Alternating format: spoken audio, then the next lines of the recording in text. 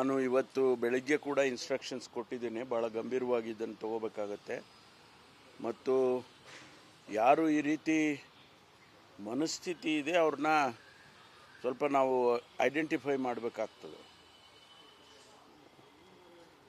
ಇವರು ಯಾರಾದರೂ ಯಾವುದಾದ್ರೂ ಸಂಘಟನೆಗಳಿಂದ ಬರ್ತಾರಾ ಅಥವಾ ಇಂಡಿವಿಜುವಲಿಸ್ಟಿಕ್ ಆಗಿ ಅವರೇ ಬರ್ತಾರಾ ಅಥವಾ ಯಾರಾದರೂ ಇದರಿಂದ ಪ್ರಚೋದನೆ ಮಾಡ್ತಾ ಇದ್ದಾರಾ, ಇದನ್ನೆಲ್ಲ ಈಗಾಗಲೇ ತನಿಖೆ ಮಾಡೋದಕ್ಕೆ ಸೂಚನೆಯನ್ನು ಕೊಟ್ಟಿದ್ದೇನೆ. ಇವತ್ತು ಬೆಳಿಗ್ಗೆನೂ ಕೂಡ ನಮ್ಮ ಹಿರಿಯ ಅಧಿಕಾರಿಗಳಿಗೆ ಸೂಚನೆಯನ್ನು ಕೊಟ್ಟಿದ್ದೇನೆ. ವಿ ವಿಲ್ ಫೈಂಡ್ ಔಟ್ ಯಾಕೆ ಹೀಗಾಗ್ತಾ ಇದೆ ಅಂತ ಗುರುತಿಸ್ತೇವೆ.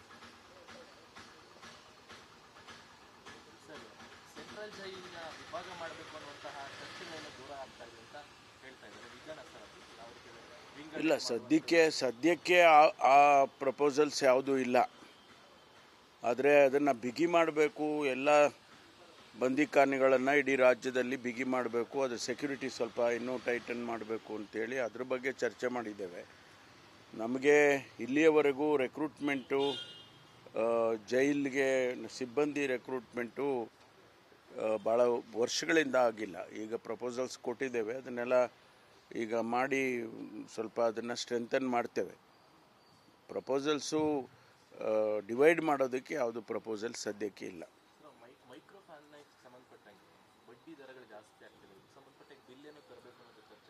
ಅಲ್ಲ, ಅದು ಫೈನಾನ್ಸ್ ಡಿಪಾರ್ಟ್ಮೆಂಟ್ನವ್ರು ಮಾಡಬೇಕು. ಅದು ನಮ್ಮ ಪರಿಮಿತಿಗೆ ಬರೋದಿಲ್ಲ. ನಮ್ಮ ಪರಿಮಿತಿಗೆ ಯಾವಾಗ ಬರುತ್ತೆ ಅಂದರೆ, ಯಾರಾದರೂ ಮೋಸ ಆದಾಗ ಕಂಪ್ಲೇಂಟ್ ಕೊಟ್ಟರೆ ಕಂಪ್ಲೇಂಟ್ ರಿಜಿಸ್ಟರ್ ಮಾಡ್ಕೊಂಡು ಇನ್ವೆಸ್ಟಿಗೇಟ್ ಮಾಡಿ ಅವ್ರ ಮೇಲೆ ಆ್ಯಕ್ಷನ್ ತೊಗೊಳ್ತೀವಿ. ಅದು ನಮ್ಮ ಪರಿಮಿತಿಗೆ ಬರುತ್ತೆ. ಆದರೆ ಟ್ಯಾಕ್ಸೇಷನ್ ಬಗ್ಗೆ ಅಥವಾ ಕಾನೂನುಗಳ ಬಗ್ಗೆ ಅವರು ಮಾಡಬೇಕಾಗುತ್ತೆ, ಫೈನಾನ್ಸ್ ಡಿಪಾರ್ಟ್ಮೆಂಟ್. ನಾವು ಈಗಾಗಲೇ ಸ್ವಲ್ಪ ಮಾಹಿತಿಗಳನ್ನು ಕಲೆ ಹಾಕಿದ್ದಾರೆ. ಆದಷ್ಟು ಶೀಘ್ರವಾಗಿ, ಯಾಕೆಂದರೆ ಅದನ್ನು ಯಾವುದನ್ನು ರಿವೀಲ್ ಮಾಡೋಕ್ಕಾಗೋದಿಲ್ಲ, ಆದಷ್ಟು ಶೀಘ್ರವಾಗಿ ಅವರನ್ನು ಸೆಕ್ಯೂರ್ ಮಾಡೋದಕ್ಕೆ ಪ್ರಯತ್ನ ಮಾಡ್ತಿದ್ದೇವೆ. ಅದು ಅಷ್ಟೇ, ಮಂಗಳೂರಿದು ಅಷ್ಟೇ.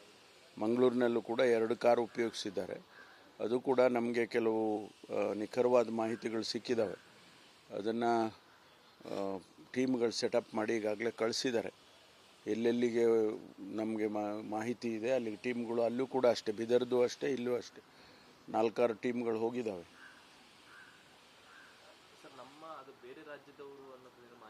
ಇಲ್ಲ, ಬೇರೆ ರಾಜ್ಯದವರು ಅಂತೇಳಿ ನಮಗೆ ಪ್ರಿಲಿಮಿನರಿಯಾಗಿ ಮಾಹಿತಿಗಳಿದೆ.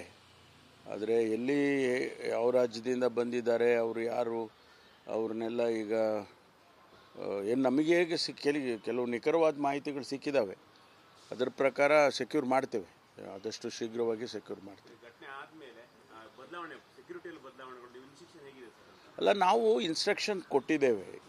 ಈ ATM ಇದ್ದಾವಲ್ಲ, ATMಗಳಿಗೆ, ಬ್ಯಾಂಕ್ಗಳಿಗೆ ಎಲ್ಲ ನಮ್ಮಿಂದ ಇನ್ಸ್ಟ್ರಕ್ಷನ್ಸು, ರೆಗ್ಯುಲರ್ ಇನ್ಸ್ಟ್ರಕ್ಷನ್ಸು ಹೋಗ್ತಾ ಇರುತ್ತೆ. ಅವರು ಈಗ ಅವ್ರ ಕರೆನ್ಸಿ ಲೋಡ್ ಮಾಡೋದಕ್ಕೆ ATMಗಳಿಗೆ ಅವ್ರು ಯಾರಿಗೂ ಕಾಂಟ್ರಾಕ್ಟ್ ಕೊಟ್ಟಿದ್ದಾರೆ. ಅವ್ರು ತೊಗೊಂಡು ಬಂದು ಅದನ್ನು ಹಾಕುವಾಗ ಆರ್ಮ್ಡ್ ಗಾರ್ಡ್ಸು ಇರಬೇಕು ಅಂತ ಕಾನೂನು ಮಾಡಿದ್ದೀವಿ ನಾವು. ಅವರು ಅವತ್ತು ಆರ್ಮ್ ಗಾರ್ಡ್ಸ್ ಇಲ್ಲ, ಅದನ್ನು ನೋಡಿಕೊಂಡೇ ಅವರು ಮಾಡಿದ್ದಾರೆ. ಇಲ್ಲಿ ಕೂಡ ಬ್ಯಾಂಕ್ ದರೋಡೆ ಮಾಡುವಾಗ ಅಲ್ಲಿ ಕೂಡ ಗಾರ್ಡ್ಸೇ ಇರಲಿಲ್ಲ ಅಂತ. ಸೊ ಈ ರೀತಿ ಲ್ಯಾಪ್ಸಸ್ಗಳಾಗಬಾರ್ದು. ಅವ್ರುಗಳಿಂದ, ಬ್ಯಾಂಕಿಂದ ಆಗಲಿ ಅಥವಾ ATMಗಳು ನಡೆಸೋರಾಗಲಿ ಲ್ಯಾಪ್ಸಸ್ಗಳಾದರೆ ಅದನ್ನೇ ಅವಕಾಶಕ್ಕಾಗಿ ಕಾಯ್ತಾ ಇರ್ತಾರೆ. ಅದು ನಮ್ಮವರಿಗೂ ಕೂಡ ಗೊತ್ತಾಗೋದಿಲ್ಲ ಅದು. ಆದ್ದರಿಂದ ಅವರು ಸೆಕ್ಯೂರಿಟಿ ಟೈಟನ್ ಮಾಡಿಕೊಂಡ್ರೆ ಭಾಳ ಅನುಕೂಲ ಆಗುತ್ತೆ. ಹೇಳಿದ್ದಲ್ಲ, ಪೊಲಿಟಿಕಲ್ ಏನು ಮಾತಾಡೋದಿಲ್ಲ. ಆದರೂ ನಮ್ಮ ಪಕ್ಷದ ವಿಚಾರ ಮಾತಾಡಲ್ಲ. ಗೊತ್ತಿಲ್ಲಪ್ಪ ನನಗೆ, ಅದೇನು ಗೊತ್ತಿಲ್ಲ ನಮಗೆ. ಯಾವ ಹಂತದಲ್ಲಿ ಚರ್ಚೆ ಆಗಿದೆಯೋ ಗೊತ್ತಿಲ್ಲ.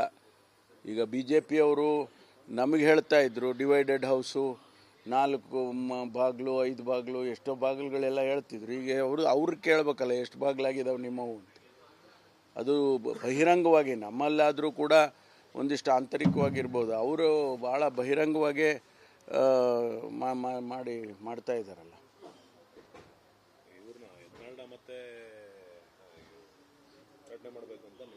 ಇಲ್ಲ, ಅದ್ರ ಬಗ್ಗೆ ನಾವು ಚರ್ಚೆ ಮಾಡೋಕ್ಕಾಗಲ್ಲ. ಯಾಕೆಂದರೆ ಅದು ಅವ್ರ ಪಕ್ಷದ ವಿಚಾರ, ಅದೇನೋ ಮಾಡ್ಕೊಳ್ಳಿ ಅವರು. ಅಲ್ಲ, ಅವ್ರು ನಮಗೆ ಹೇಳ್ತಾ ಇದ್ರಲ್ಲ ಅಂತ ಹೇಳಿದೆ ಅಷ್ಟೇ. ಅವ್ರು ನಮಗೆ ಹೇಳ್ತಿದ್ರಲ್ಲಪ್ಪ ಈಗ ನಿಮ್ಮದೇನು ಅಂತ ಕೇಳಬೇಕಂತ ಅಷ್ಟೇ. ಬಿಟ್ಟರೆ ಅವರು ಒಳಗಡೆ ಏನು ಮಾಡ್ಕೊಳ್ತಾರೋ ಅದು ಅವ್ರಿಗೆ ಬಿಟ್ಟಿರೋದು. ಇವತ್ತು ಹೋಗ್ತಾ ಇದ್ದೀವಿ ನಾವೆಲ್ಲ. ನಾನು ಸಾಯಂಕಾಲ ಮುಖ್ಯಮಂತ್ರಿಗಳ ಜೊತೆಯಲ್ಲೇ ಹೋಗ್ತೇನೆ. ಸುರ್ಜೇವಾಲಾ ಸರ್ ವಿರುದ್ಧ ಕೆಲವು ಸಚಿವರು ಏನೋ ಹೈಕಮಾಂಡ್ಗೆ ಏನೋ ದೂರು ಕೊಡ್ತಾ ಇದ್ದಾರಂತೆ, ಪಕ್ಷಪಾತ ಧೋರಣೆ ಏನೋ ಮಾಡ್ತಾ ಇದ್ದಾರೆ ಅನ್ನೋ ಒಂದು ಆರೋಪ. ಗೊತ್ತಿಲ್ಲ. ನಾನು ಇವತ್ತು ಬೆಳಗ್ಗೆ ಕೂಡ ಇನ್ಸ್ಟ್ರಕ್ಷನ್ಸ್ ಕೊಟ್ಟಿದ್ದೀನಿ. ಭಾಳ ಗಂಭೀರವಾಗಿ ಇದನ್ನು ತಗೋಬೇಕಾಗತ್ತೆ. ಮತ್ತು ಯಾರು ಈ ರೀತಿ ಮನಸ್ಥಿತಿ ಇದೆ ಅವ್ರನ್ನ ಸ್ವಲ್ಪ ನಾವು ಐಡೆಂಟಿಫೈ ಮಾಡಬೇಕಾಗ್ತದೆ. ಇವರು ಯಾರಾದರೂ ಯಾವುದಾದ್ರೂ ಸಂಘಟನೆಗಳಿಂದ ಬರ್ತಾರಾ, ಅಥವಾ ಇಂಡಿವಿಜುವಲಿಸ್ಟಿಕ್ ಆಗಿ ಅವರೇ ಬರ್ತಾರಾ, ಅಥವಾ ಯಾರಾದರೂ ಇದರಿಂದ ಪ್ರಚೋದನೆ ಮಾಡ್ತಾ ಇದ್ದಾರಾ? ಇದನ್ನೆಲ್ಲ ಈಗಾಗಲೇ ತನಿಖೆ ಮಾಡೋದಕ್ಕೆ ಸೂಚನೆಯನ್ನು ಕೊಟ್ಟಿದ್ದೇನೆ. ಇವತ್ತು ಬೆಳಗ್ಗೆನೂ ಕೂಡ ನಮ್ಮ ಹಿರಿಯ ಅಧಿಕಾರಿಗಳಿಗೆ ಸೂಚನೆಯನ್ನು ಕೊಟ್ಟಿದ್ದೇನೆ. ವಿ ವಿಲ್ ಫೈಂಡ್ ಔಟ್ ಯಾಕೆ ಹೀಗಾಗ್ತಾ ಇದೆ ಅಂತ ಗುರುತಿಸ್ತೇವೆ.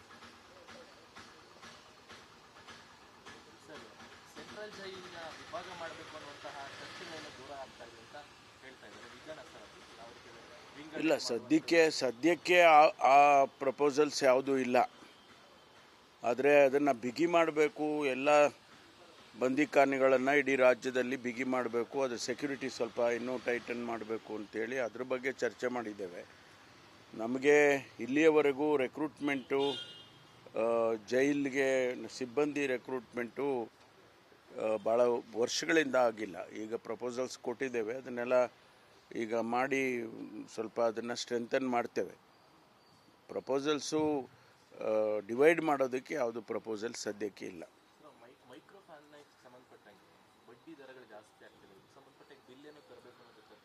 ಇಲ್ಲ, ಅದು ಫೈನಾನ್ಸ್ ಡಿಪಾರ್ಟ್ಮೆಂಟ್ನವ್ರು ಮಾಡಬೇಕು.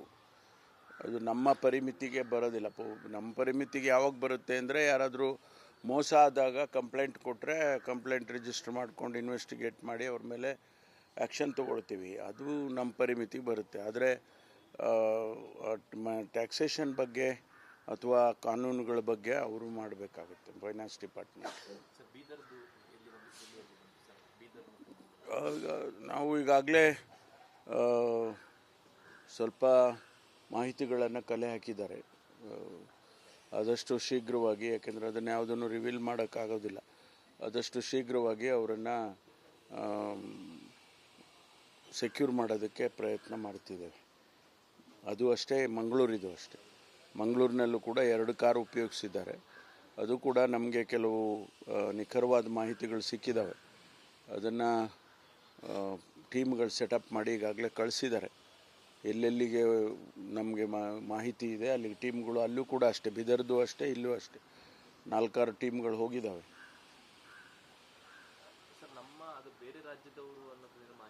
ಇಲ್ಲ, ಬೇರೆ ರಾಜ್ಯದವರು ಅಂತೇಳಿ ನಮಗೆ ಪ್ರಿಲಿಮಿನರಿಯಾಗಿ ಮಾಹಿತಿಗಳಿದೆ.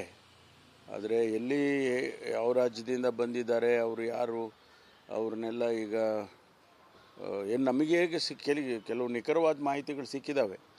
ಅದರ ಪ್ರಕಾರ ಸೆಕ್ಯೂರ್ ಮಾಡ್ತೇವೆ, ಆದಷ್ಟು ಶೀಘ್ರವಾಗಿ ಸೆಕ್ಯೂರ್ ಮಾಡ್ತೇವೆ. ಅಲ್ಲ, ನಾವು ಇನ್ಸ್ಟ್ರಕ್ಷನ್ ಕೊಟ್ಟಿದ್ದೇವೆ. ಈ ATM ಇದ್ದಾವಲ್ಲ, ATMಗಳಿಗೆ, ಬ್ಯಾಂಕ್ಗಳಿಗೆ ಎಲ್ಲ ನಮ್ಮಿಂದ ಇನ್ಸ್ಟ್ರಕ್ಷನ್ಸು, ರೆಗ್ಯುಲರ್ ಇನ್ಸ್ಟ್ರಕ್ಷನ್ಸು ಹೋಗ್ತಾ ಇರುತ್ತೆ. ಅವರು ಈಗ ಅವ್ರ ಕರೆನ್ಸಿ ಲೋಡ್ ಮಾಡೋದಕ್ಕೆ ATMಗಳಿಗೆ ಅವ್ರು ಯಾರಿಗೂ ಕಾಂಟ್ರಾಕ್ಟ್ ಕೊಟ್ಟಿದ್ದಾರೆ. ಅವ್ರು ತೊಗೊಂಡು ಬಂದು ಅದನ್ನು ಹಾಕುವಾಗ ಆರ್ಮ್ಡ್ ಗಾರ್ಡ್ಸು ಇರಬೇಕು ಅಂತ ಕಾನೂನು ಮಾಡಿದ್ದೀವಿ ನಾವು. ಅವರು ಅವತ್ತು ಆರ್ಮ್ ಗಾರ್ಡ್ಸ್ ಇಲ್ಲ, ಅದನ್ನು ನೋಡಿಕೊಂಡೇ ಅವರು ಮಾಡಿದ್ದಾರೆ. ಇಲ್ಲಿ ಕೂಡ ಬ್ಯಾಂಕ್ ದರೋಡೆ ಮಾಡುವಾಗ ಅಲ್ಲಿ ಕೂಡ ಗಾರ್ಡ್ಸೇ ಇರಲಿಲ್ಲ ಅಂತ. ಸೊ ಈ ರೀತಿ ಲ್ಯಾಪ್ಸಸ್ಗಳಾಗಬಾರ್ದು. ಅವ್ರುಗಳಿಂದ, ಬ್ಯಾಂಕಿಂದಾಗಲಿ ಅಥವಾ ATMಗಳು ನಡೆಸೋರಾಗಲಿ ಲ್ಯಾಪ್ಸಸ್ಗಳಾದರೆ ಅದನ್ನೇ ಅವಕಾಶಕ್ಕಾಗಿ ಕಾಯ್ತಾ ಇರ್ತಾರೆ.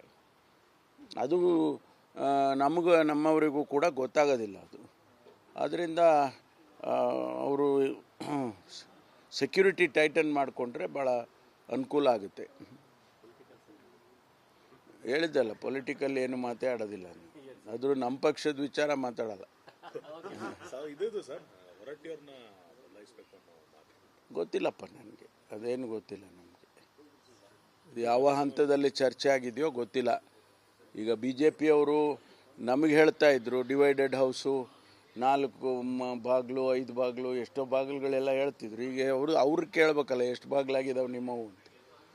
ಅದು ಬಹಿರಂಗವಾಗಿ, ನಮ್ಮಲ್ಲಾದರೂ ಕೂಡ ಒಂದಿಷ್ಟು ಆಂತರಿಕವಾಗಿರ್ಬೋದು, ಅವರು ಭಾಳ ಬಹಿರಂಗವಾಗೇ ಮಾಡ್ತಾ ಇದ್ದಾರಲ್ಲ.